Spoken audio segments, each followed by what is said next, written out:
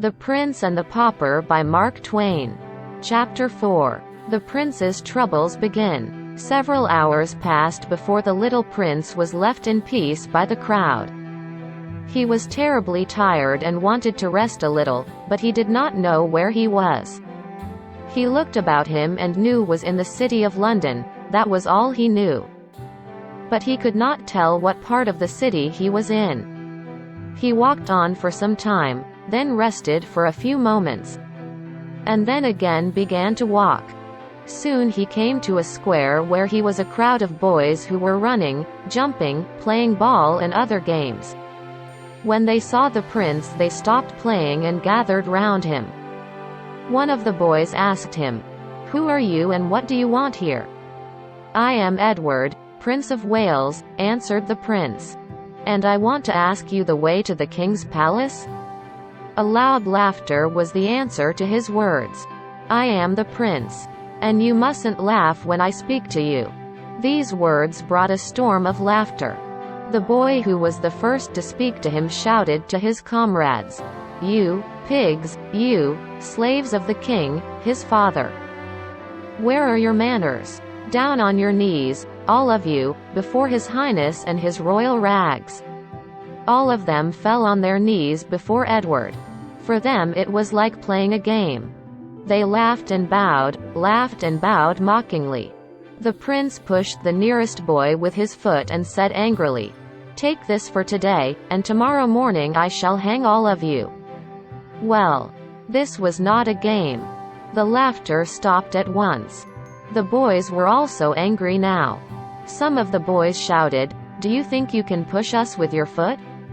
You are going to be sorry for that. Where are our dogs?" In a minute the boys started beating him and the dogs' teeth were cutting his arms and legs. When they finished beating him and went away, the prince felt terribly unhappy.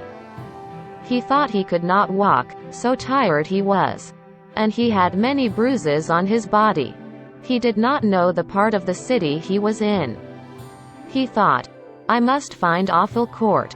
When I find it, Tom's parents will take me to the palace and everything will be well." The wind rose and it began raining. The prince was cold now. He walked on and on. Suddenly a big drunken man caught him by the collar and shouted, "Why are you out so late at night? And today you haven't brought me any money. If I do not break your legs and arms, then I am not John Canty, your father." "Are you John Canty? Is that so? Are you really his father? How glad I am. Hurry up now, lead me to the palace and take your son Tom home." "My son? What do you mean? If you are not my son, I don't know who is then." "Oh, please, please," said the poor prince, "let us hurry. I am so tired. When you take me to the king, my father, he will give you so much money that you will become quite rich. Please, believe me, I ask you. I am really Edward, Prince of Wales." The man was surprised. He looked at the prince for a moment. Then he said, "Mad, quite mad." He seized him by his collar once more and said with a laugh, "But mad or no mad, I am your father and you will remember me after a hard whipping." He dragged Edward away and the poor prince could not do anything. He was quite helpless.